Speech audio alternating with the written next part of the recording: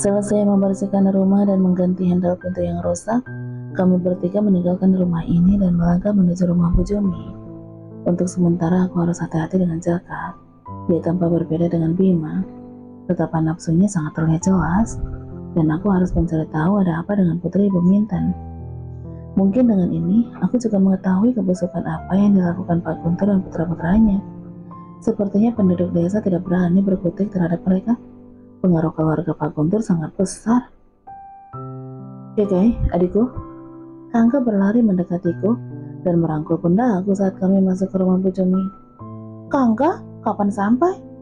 Tanyaku senang melihat sepupuku satu-satunya. Barusan, Bu Jumi sangat baik. Aku baru datang udah dihidangkan makanan enak. Jawab Kangka menatap Bu Jumi sesaat. Bu Jumi tersenyum menatap Kangka. Tunggu. Dari tatapannya, kenapa aku berpikir kalau Bu Jumi tertarik dengan sepupuku ini? Kangka berbadan tinggi dan berkulit putih. Ya, dia tampan. Apakah ketampanan yang menghipnotis Bu Jumi? Sepertinya Bu Jumi mengalami puber kedua. Atau memang penyuka berondong, entahlah. Tapi yang aku lihat dari sorot matanya menatap Kangka seperti menatap seseorang yang dikagumi, yaitu tatapan wanita dewasa kepada laki-laki dewasa. Terima kasih tante, kakakku udah dijamu dengan baik, ucapku ke Ibu Jumi dengan seuntai senyuman. Oh, biasa aja bagi kami menyambut tamu di desa ini, Kay. Jawab Bu Jumi seperti sangat senang dengan kehadiran Kak Angga. Matanya itu, ya ampun. Lalu aku berpaling ke Bima dan Jaka. Oh ya Kak Bima, Kak Jaka, perkenalkan ini kakakku. Ucapku sambil menunjuk ke arah Kak Angga untuk memperkenalkan mereka. Aku Bima. Bima mengulurkan tangan bersalaman dengan Kak Angga. Dan setelah itu, Jaka juga berkenalan dengan Kak Angga. Terima kasih Jaka, Bima, adikku udah diterima di desa ini dengan baik. Mohon bantuannya karena kami singgah sebentar di desa ini karena keperluan tugas kuliah adikku. Kak Angga berkata sangat ramah. Aku senang membantu Keke, Angga. Kalau tidak ada yang melindungi Keke, aku takut ia disakiti oleh orang tidak dikenal. Gadis cantik pasti banyak yang suka kan? Jawab Bima seperti menarik perhatian Kak Angga. Bisa-bisanya dia masih memujiku. Tapi maaf, aku tidak tersanjung sama sekali. Justru, aku mengincar kehancuran kalian. Semoga kalian betah berlama-lama di desa ini. Jaka juga ikut bersuara. Desa ini sangat indah. Dan siapa yang masuk pasti sulit keluar. Sambungnya. Hah? Kok bisa? Mataku langsung membulat. Maksud Jaka, karena desa ini sangat indah dan nyaman, Kay. Jadi ingin tinggal menetap di sini. Sambung Bu Jumi. Tapi entah kenapa, bukan itu rasanya yang tersirat. Oh, tante benar. Aku aja ingin sekali punya rumah di sini. Ya, semoga kita punya uang lebih agar bisa beli rumah di sini, Kay. Kak Angga juga ikut menyambung ucapanku. Ya, kami harus kompak agar mereka merasa kalau kami hanya anak kota yang hanya berkepentingan urusan pendidikan. Kalau begitu, aku permisi dulu mengambil tas di kamar tante. Aku langsung ingin melangkah menuju ke kamar tamu yang aku tempati tadi. Tunggu, Kay. Sebaiknya untuk malam ini kalian menginap di sini aja dulu. Lagian rumah kosong itu baru dibersihkan. Besok akan aku suruh pembantu untuk mengganti spray tempat tidurnya. Kata Bu Jumi berusaha agar kami menginap di rumahnya malam ini. Tapi kami takut merepotkan ibu. Tante. Kak Angga berusaha memanggil Bu Jumi sama dengan cara memanggilku. Panggil tante kelihatannya lebih enak, Angga. Jawab Bu Jumi terlihat sedikit genit melirik ke arah Angga. Baiklah tante. Astaga, Kak Angga saling bertatapan dengan Bu Jumi dan juga saling melempar tersenyum. Apa yang direncanakan Kak Angga hingga ia seperti berusaha tebar pesona pada Bu Jumi. Aku perlihatkan Kak Angga ada gunanya juga di sini. Sangat terlihat kalau Bu Jumi menyukainya. Cara pandang dan menahan agar kami menginap di rumahnya seperti ada sesuatu yang diharapkannya dari kakak sepupuku ini. Mungkin ini namanya wajah tampan membawa anugerah. Satu hal lagi, aku juga tidak sabaran ingin bertemu Pak Kades. Dia adalah sasaran utamaku setelah Pak Guntur. Dua lelaki itu adalah tujuanku ke desa ini. Malam semakin larut. Aku tidur di kamar yang bersebelahan dengan kamar yang disediakan untuk Angga. Aku buka jendela kamar melihat keluar. Dengan menikmati udara malam, aku berpikir langkah apa yang akan dilakukan setelah tiga laki-laki di rumah ini tertunduk dengan kecantikanku. Baru jam 9, suasana rumah ini udah hening. Tidak terdengar aktivitas orang. Dan sepertinya mereka udah tidur karena dinginnya udara malam. Kulangkahkan kaki keluar kamar. Di dalam sangat membosankan. Melalui beberapa pintu, akhirnya aku sampai di halaman belakang. Rumah yang sangat besar dan banyak ruangan mengingatkan aku ke rumah-rumah yang sering aku lihat di film-film. Aku memutari rumah ini ingin melihat-lihat. Sepi, tidak aku lihat Bima dan Jaka.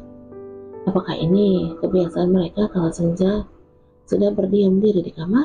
Entahlah, aku masih membaca suasana desa ini. Saat kakiku melangkah semakin menjauhi rumah ke arah belakang, tiba-tiba kaki ini berhenti melihat sebuah bangunan mirip sebuah gudang karena berdinding kayu. Yang semakin membuat aku penasaran, Pak Guntur dan Jaka berdiri di depannya dengan beberapa orang laki-laki, termasuk laki-laki yang bernama Baro, suaminya Bu Minten. Aku lebih mendekat dan berdiri di balik pohon ingin mendengar apa yang mereka bicarakan. Mana tahu ada informasi yang belum aku ketahui. Aku mau kamu cari gadis perawan di desa sebelah. Aku dengar di sana banyak perawan yang cantik-cantik, kata Pak Guntur sambil menghisap rokoknya. Dan jantungku langsung berdegup lebih kencang. Kenapa mereka mencari gadis perawan? Aku butuh tambahan uang, Tuan. Untuk masuk harus mendekatkan diri dengan beberapa orang penting di desa itu. Aku tidak mau polisi mengetahuinya, jawab Baro. Aku yakin mereka punya bisnis kejahatan karena takut ketahuan polisi. Aku akan memberikan uang yang kamu butuhkan, ucap Jaka sambil menegak minuman botol di tangannya. Aku suka gayamu, Tuan Jaka, tapi aku lihat gadis bersamamu tadi siang juga sangat cantik. Timpa Baro seperti membicarakan aku. Jangan, kita belum tahu asal gadis itu dari mana. Mana tahu dia punya kenalan polisi dan menyelidiki kita. Dia gadis terpelajar dari kota. Aku tidak mau ini akan beresiko terhadap bisnisku. Bisnis apa maksud Pak Guntur? Sehingga harus mencari gadis-gadis perawan. Apakah Jaka juga menjalankan bisnis ayahnya? Tapi aku tidak melihat Bima di antara mereka. Aku harus memberitahu ke Angga. Sepertinya ada yang tidak beres dengan mereka. Aku melangkah pelan menjauhi mereka dan menuju rumah. Dengan melihat sekitar, aku berharap tidak dilihat oleh orang lain. Namun hampir mendekati teras belakang rumah, aku melihat bayangan seseorang di belakangku. Aku menghentikan langkah sesaat dan berpaling. Tidak aku dapati sosok yang mengikutiku. Tidak mungkin aku salah lihat. Yakin sekali rasanya ada seseorang bersembunyi tidak jauh dariku. Apalagi sekitar rumah ini banyak pohon-pohon dan semak-semak tinggi, hingga mudah untuk tidak terlihat. Baro, aku tidak mau Minten menggangguku seperti siang tadi. Aku tersentak mendengar suara Jaka. Aku palingkan ke belakang. Astaga, Jaka dan Baro melangkah menuju rumah. Aku langsung bersembunyi di balik dinding mendengar suara Jaka. Mereka semakin dekat. Aku juga melihat ke sekitar, tapi tidak kutemui sosok yang mengikutiku tadi. Aku yakin sekarang ada seseorang yang memperhatikan aku bersembunyi. Siapa orang itu? Beres, Tuan. Minten itu masalah gampang bagiku, jawab Baro. Oke, aku pegang kata-katamu. Jangan sampai bisnis kita diketahui penduduk desa. Aku tidak mau mengambil resiko ulah istri gilamu itu, Baro, kata Jaka dengan nada menekan. Yang penting Tuan senang dengan putrinya. Tidak salah lagi, pasti Baro dan Jaka tahu di mana putri Bu Minten. Kasihan sekali dia terus mencari keberadaan putrinya, tapi suaminya sendiri mengetahuinya. Atau jangan-jangan Baro bukan ayah kandung dari putri Minten yang hilang? Apa yang terjadi dengan putri Bu Minten? Tiba-tiba mulutku dibekap seseorang dari belakang. Aku tidak bisa melihatnya karena berdiri di belakangku. Ingin melawan, tapi tenaganya lumayan kuat, dan aku juga takut ketahuan Jaka dan Baro. Aku berusaha melepaskan diri, tapi sepertinya ada orang di balik dinding, Tuan, ucap Baro. Mungkin karena aku berusaha memberontak, dari orang yang membekap mulutku sehingga menimbulkan suara. Ayo kita lihat. Gawat, aku tidak boleh ketahuan. Baro dan Jaka pasti melangkah semakin dekat. Terpaksa diam, tidak melawan. Apa yang harus aku lakukan? Apakah aku harus menghadapi 3 orang ini sekaligus? Aku tidak bisa melawan orang yang membekap mulutku. Bukan tidak sanggup, tapi Jaka dan Baro melangkah ke sini. Jangan sampai mereka mendapatiku menguping pembicaraan mereka hingga menghancurkan rencana. Apa yang bunyi di sana, Baro? Tanya Jaka ke Baro. Entahlah Tuan Jaka, kita periksa saja. Jawab Baro, dan bayangan mereka berdua melangkah mendekati tempat persembunyianku di balik dinding samping rumah ini. Terlihat jelas karena cahaya lampu menerangi mereka. Aku sudah siap-siap menghadapi mereka bertiga. Karena jika melawan satu orang di belakangku ini akan memakan waktu dan pasti ketahuan. Akan tetapi orang yang membekap mulutku langsung menarik tubuhku menuju balik pohon rimbun di samping rumah ini. Sepertinya dia juga tidak ingin terlihat. Syukurlah, daripada ketahuan. Mulutku tetap dibekap. Aku akan menghadapi orang ini setelah Baro dan Jaka pergi. Sekarang hanya pasrah sambil melihat Baro dan Jaka sudah di tempat persembunyianku semula. Tidak ada apa-apa, Tuan. Mungkin angin malam atau kucing. Ucap Baro ke Jaka sambil melihat ke sekitar. Ya Baro, lagian siapa juga yang berani denganku di desa ini? Dengan akunya Jaka berucap, Tuan, dari yang aku dengar di desa sebelah ada 2 gadis perawan, tapi sangat susah mendekatinya karena bapaknya sangat galak. Baro, coba perlihatkan uang kepadanya. Aku yakin bapaknya pasti ingin menyerahkan anak gadisnya itu. Kalau seandainya kita kehabisan stok perawan, gimana Tuan? Cari sampai dapat, aku tidak mau apapun alasannya. Bentak Jaka. Baik Tuan, tapi Baro tidak melanjutkan kata-katanya. Tapi apa? Tanya Jaka berdiri berkecak pinggang menatap Baro. Apakah Nirani bisa dibebaskan? Tanya Baro pelan. Baro, aku udah bilang sebelumnya, Nirani itu milikku. Aku tidak peduli hubungan kalian anak dan papa tiri. Nirani tidak akan aku lepaskan. Setelah berkata dengan nada marah, Jaka meninggalkan Baro dan berlalu masuk ke rumah karena terdengar suara hempasan pintu. Baro menyalakan rokoknya, wajahnya terlihat kesal. Tak lama kemudian ia berlalu pergi, melalui halaman samping, dan entahlah kemana. Sementara aku masih diam menunggu reaksi siapa orang yang membekap mulutku. Karena masih belum dilepas, saatnya aku beraksi. Kakinya aku injak dan memukul perutnya dengan siku tangan.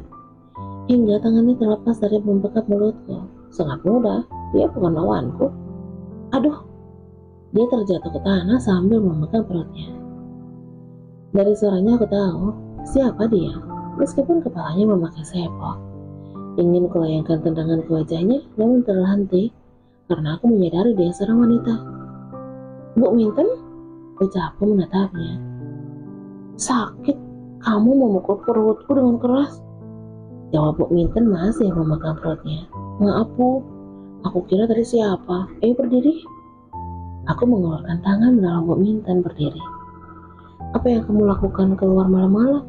Tanya Bu Minten sambil membuka penutup kepalanya. Ibu ngapain membekap mulutku? Tanya aku balik.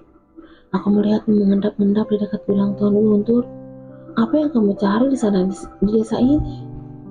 Aku mencari udara segar keluar rumah. Tidak sengaja aku melihat mereka. Karena penasaran aku menguping. Jawabku berusaha menutupi rencanaku. Aku tidak bodoh. Dari awal aku sudah memperingatimu agar balik pulang dan menjauh desa ini. Tapi kamu tidak mempedulikan ingatanku. Bu Minten, aku tidak mengerti ucapanmu. Aku kesini sedang penelitian kuliah dan ditawarkan Kak Bima tinggal semalam di rumahnya. Aku tetap berusaha agar Bu Minten percaya dengan kata-kataku. Bu Minten membuang napas kasar. Sejenak dia memalingkan wajah, seperti berpikir, dan setelah itu menatap lagi. Apakah Nirani itu putrimu? Tanya aku dengan nada hati-hati.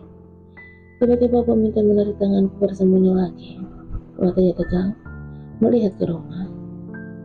Kulihat ke arah pandangan Bu Minten. Pak Guntur, ucapku terperanjat, karena ada Pak Guntur berdiri sambil berbicara di telepon. Kecilkan suaramu, itu ada Tuan Guntur. Aku tidak mau dia melihat kita. Bominton berbisik, berdiri di belakangku, bersembunyi di balik pohon ini. Iya bu, jawabku sangat pelan.